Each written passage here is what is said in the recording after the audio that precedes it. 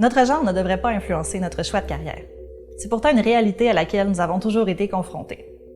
Bien que de plus en plus de femmes occupent des postes dans des domaines qui étaient historiquement dominés par les hommes, elles restent malheureusement sous-représentées dans les domaines liés aux sciences, technologies, ingénierie et mathématiques. Selon Statistique Canada, les femmes représentent 23% des Canadiens travaillant dans les domaines liés aux sciences et aux technologies. La perception dont les femmes pensent réussir en recherche doit changer. Une manière de réduire ces obstacles qui n'auraient jamais dû exister au départ est d'augmenter la visibilité des femmes qui performent dans le domaine des sciences et technologies. C'est pour cette raison que le Comité intersectoriel en santé durable de l'Université du Québec à Chicoutimi, en collaboration avec MaTV, a pris l'initiative de vous présenter le portrait de chercheuses de l'UQAC. 30% des chercheurs à travers le monde sont des femmes et nous avons la chance d'en accueillir 5 pour cette 3e saison du projet Lumière sur les femmes en sciences qui vont venir vous parler de leur parcours inspirant. Bonne écoute!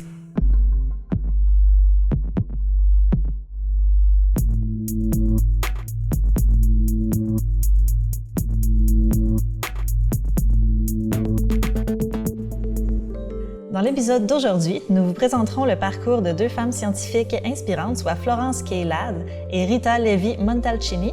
Mais tout d'abord, nous vous présenterons une entrevue avec une chercheuse de l'UQAC, Marie-Ève Langelier. Bonjour Marie-Ève, merci beaucoup de nous joindre aujourd'hui pour un épisode de Lumière sur les femmes en sciences. Donc là, pour commencer l'entrevue, je vous demanderais, est-ce que vous pouvez nous parler un peu de vous, de votre parcours? Ben oui, absolument. Moi, dans le fond, je peux partir de très loin, mais disons que je pars du cégep. J'ai commencé une première session en sciences le tréhard parce que je savais pas exactement ce que je voulais faire. Fait que j'ai pris un deck touche à tout. Puis après ça, j'ai bifurqué vers les sciences nature parce que je me doutais que ça allait plus être dans les sciences nature. Puis après ça, j'ai hésité vraiment beaucoup entre psychologie puis médecine. Vraiment beaucoup. Puis j'ai choisi médecine parce que j'avais l'impression que ça me laisserait peut-être un peu plus de portes ouvertes, qu'on serait moins tout le temps dans le cérébral, dans l'abstrait. Mais la psychologie, elle était vraiment tout le temps dans mes champs d'intérêt. Puis j'ai commencé en médecine. J'ai arrêté pendant 1 an, pendant mon parcours, en repensant à la psycho. Mais finalement, j'ai continué. Puis au moment de choisir ma résidence, là, j'ai vraiment beaucoup hésité entre psychiatrie puis médecine de famille. Puis un des facteurs qui a fait en sorte que j'ai choisi la médecine de famille, c'est que c'était possible de faire la médecine de famille en région. Puis vous voyez peut-être déjà le lien, là, c'est proche du plein air, la région. Puis ben j'ai toujours eu besoin des grands espaces pour prendre soin de moi, fait que puis la diversité des clientèles et tout. Bref, c'est ce qui a fait en sorte que j'ai choisi la médecine de famille. Mais à la fin de ma résidence en médecine de famille, je me sentais un peu plus loin de vraiment ce qui m'avait interpellée au niveau de la santé mentale. Fait que je suis allée faire une 3e année de formation, on appelle ça un R3, parce que la résidence, en fait, médecine de famille, c'est 2 ans, R1, R2.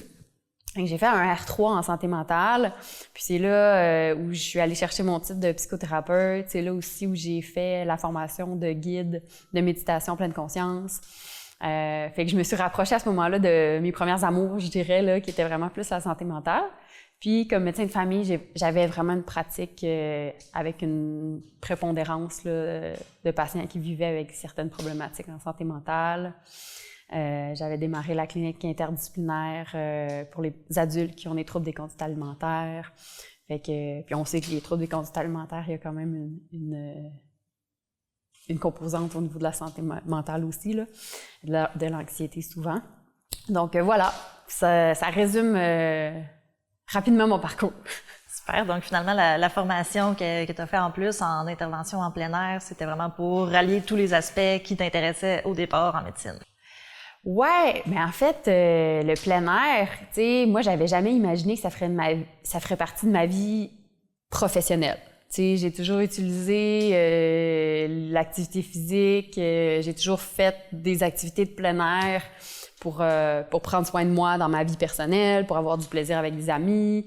Ça me fait du bien de me retrouver en nature. Ça m'apporte toutes sortes de bienfaits.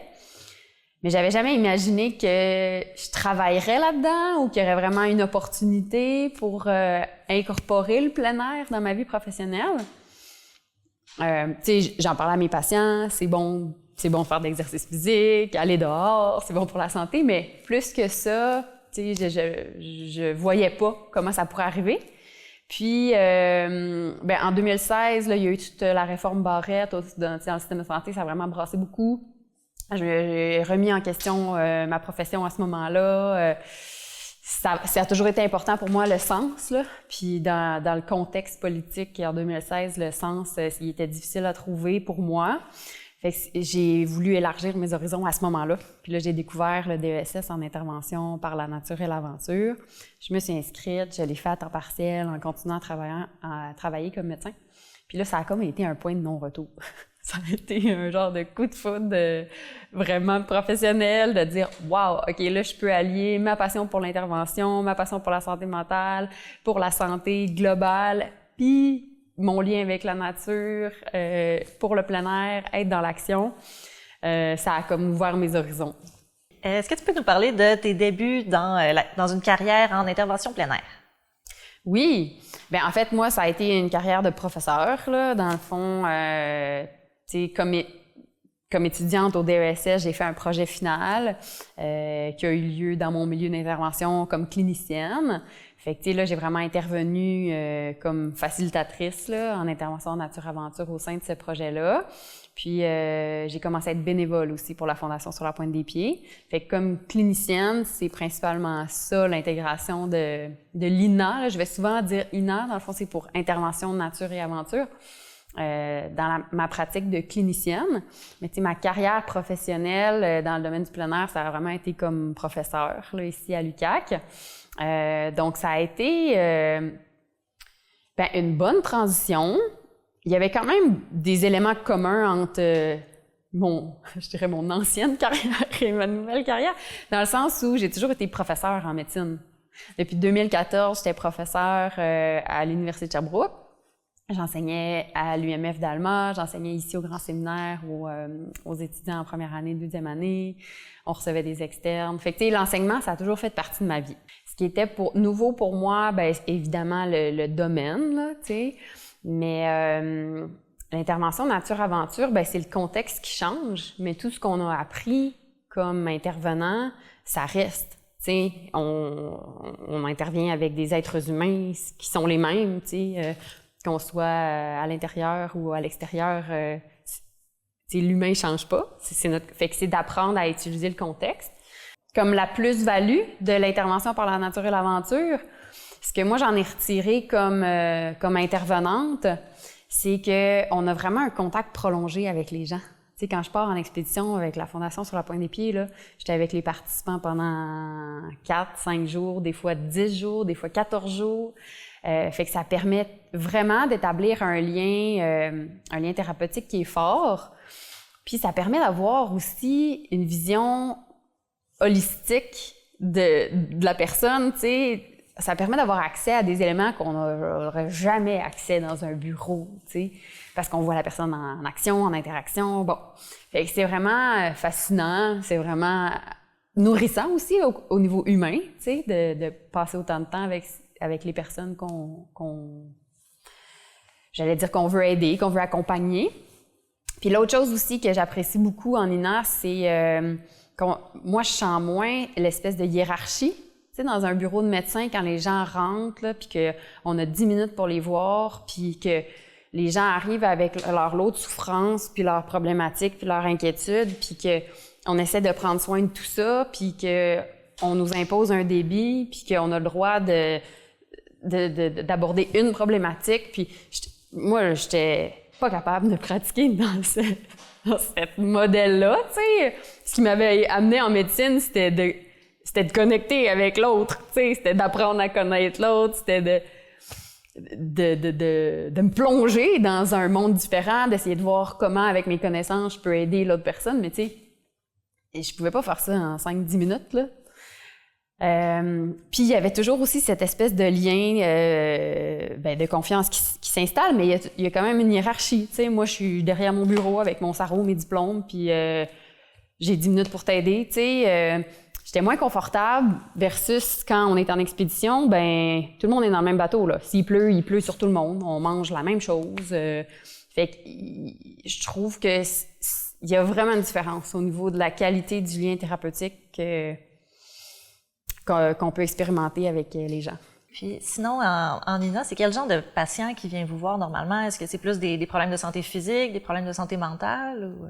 Dans le fond, les programmes d'INA, ils peuvent s'adresser à toutes les clientèles.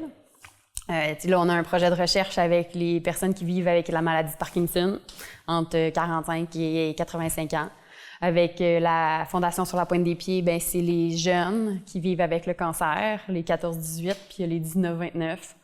Le projet d'intervention que j'avais mené à la clinique où je travaillais comme projet final au DSS, c'était pour les adultes qui vivent de l'anxiété puis qui veulent développer des outils d'autogestion, donc apprendre à prendre soin d'eux pour devenir un peu plus experts puis plus autonomes par rapport à leurs problématiques. Il y a le Grand Chemin qui vise les jeunes qui ont des problématiques de toxicomanie. Face au vent, ils visent la santé mentale en général.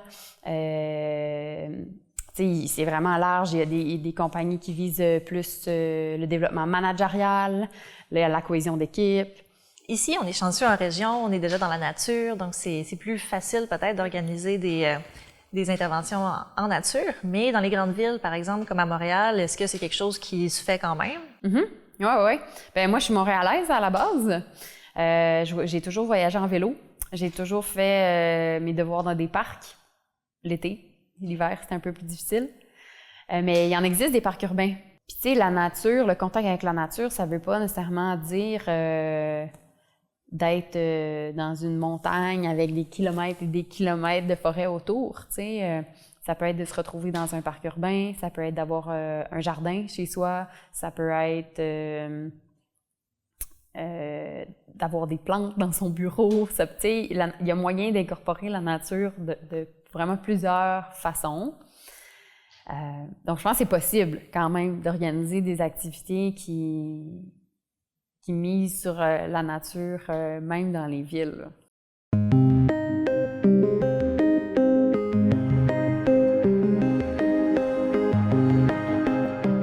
Florence Callade, née le 16 juin 1932 à Washington, D.C., est une psychologue qui a grandement contribué à l'avancement de son domaine.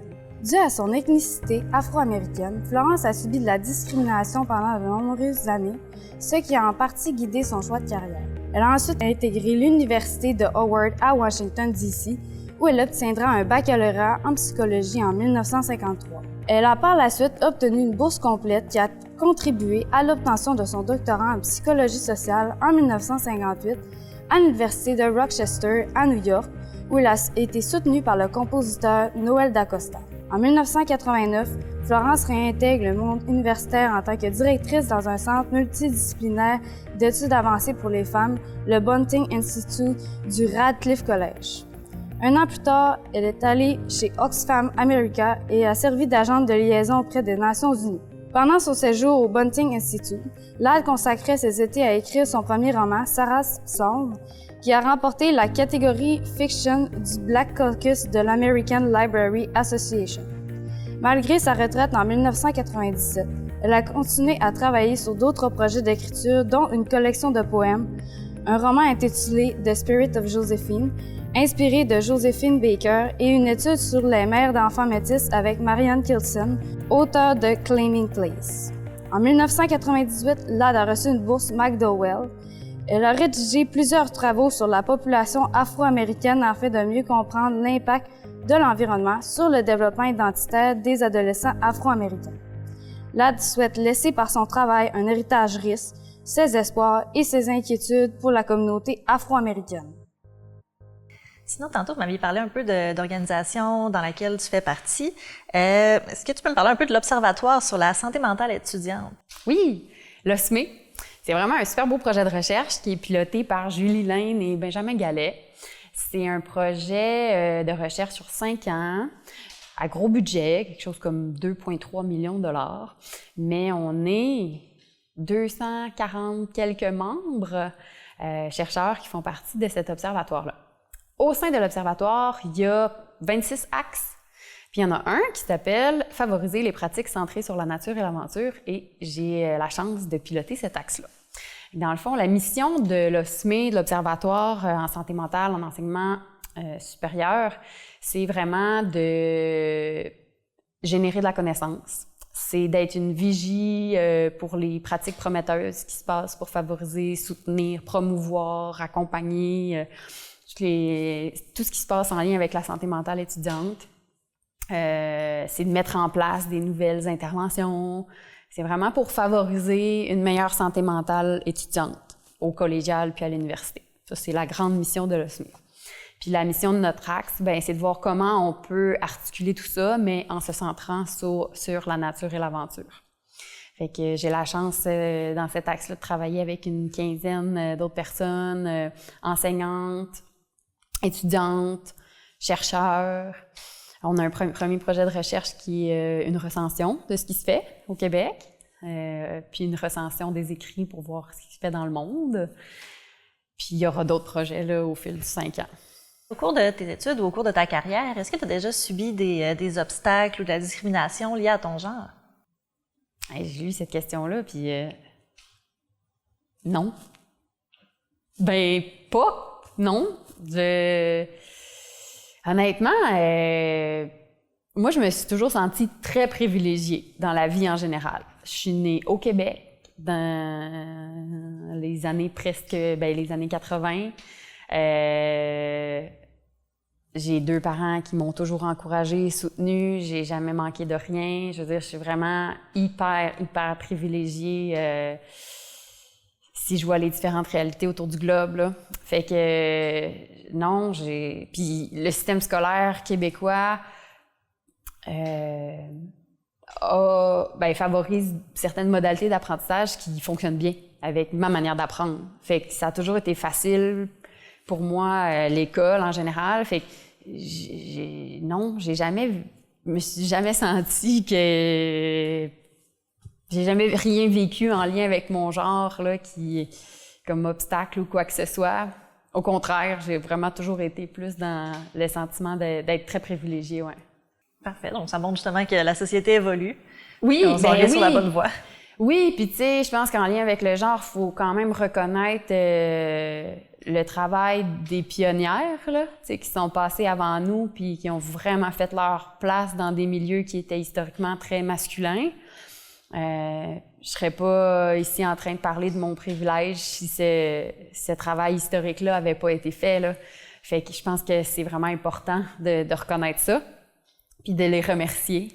Puis des fois, c'est pas si loin de nous, là, tu sais, notamment dans le milieu du plein air. Je pense qu'il y a encore un peu de travail à faire sur la place des femmes.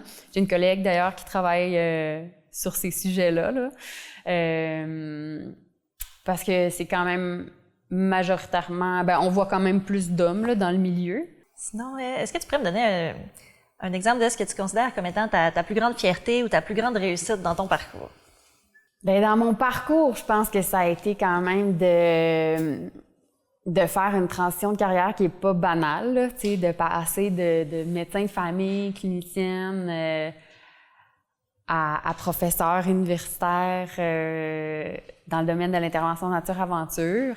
Je suis fière de ce virage-là parce que c'est vraiment une transition qui s'est faite de manière très collée à qui je suis, à mon identité, à mes valeurs, à ce que je souhaite voir dans la société aussi.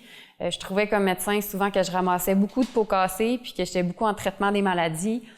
Puis je trouvais que puis je trouve encore que notre système investit pas assez en prévention. Puis il y a tellement de problématiques qui pourraient être évitées si on agissait davantage en prévention. Donc, c'est une des choses qui a motivé cette transition de carrière-là. Ma passion, tu sais, pour le plein air. La réalité du système de santé aussi que je trouvais vraiment difficile à vivre. Le système dans lequel on travaille, c'est vraiment quelque chose d'important à considérer, là. Tu sais, j'aimais vraiment ça, être médecin de famille. J'adorais ça. C'est vraiment un travail que j'ai adoré. Mais le système dans lequel j'étais forcée de pratiquer mon métier me convenait plus. Fait que c'est un peu tout ça qui a justifié qui a engendré des réflexions puis qui a expliqué que je suis rendue professeure maintenant. Puis Ben c'est ça, c'est une fierté parce que c'est venu d'une motivation interne. Tu sais, c'est pas des personnes autour de moi qui m'ont dit « fais ci » ou « fais ça » ou... Puis la réponse que j'ai eue de mon entourage a vraiment été extraordinaire. En fait, je me suis fait refléter beaucoup mon courage. Puis, en fait, initialement, je trouvais pas que c'était tant courageux, là. Tu sais, j'étais comme juste, ben, j'ai envie de faire ça. Mais effectivement, tu sais, c'est peut-être un peu à contre-courant ou...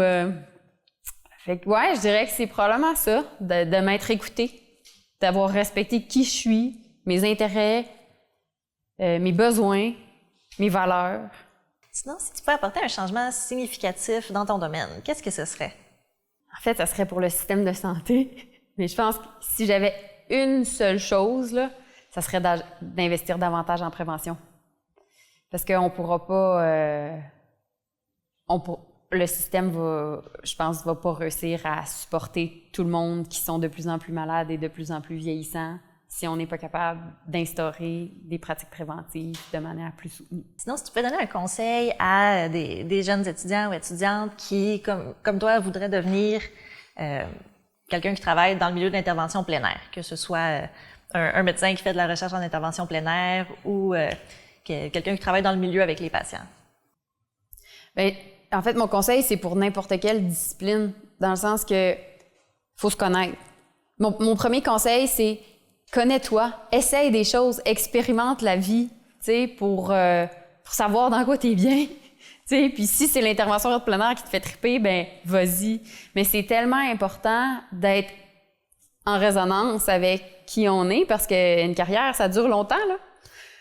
Il y a toujours moyen de changer d'idée puis changer, là, j'en suis la preuve vivante, là, mais tu sais, si c'est vraiment aligné sur une passion, ben allez-y, vraiment, tu sais.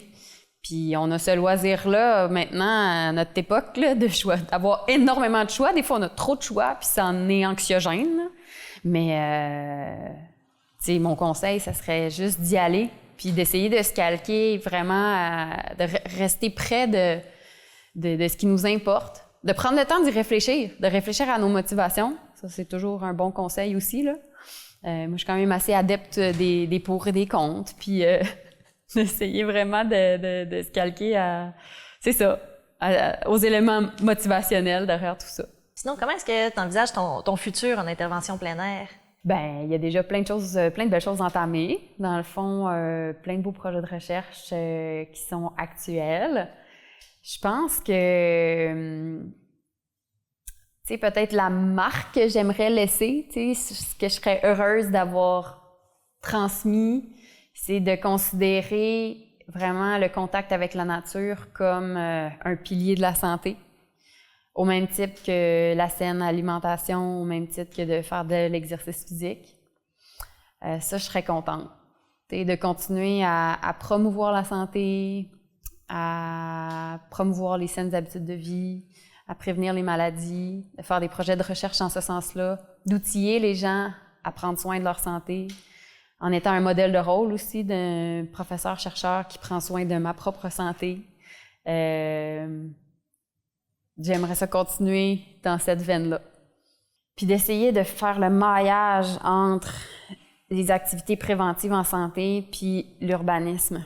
Comment on réfléchit nos villes, comment on réfléchit nos espaces, comment la nature pourrait être davantage intégrée dans l'architecture, dans les quartiers, comment le transport actif peut être facilité. Ça, j'aimerais ça pouvoir agir là-dessus. Donc, merci beaucoup d'être venu avec nous aujourd'hui pour cet épisode de Lumière sur les femmes en sciences. Donc, c'était vraiment super intéressant. Merci. Ça me fait plaisir.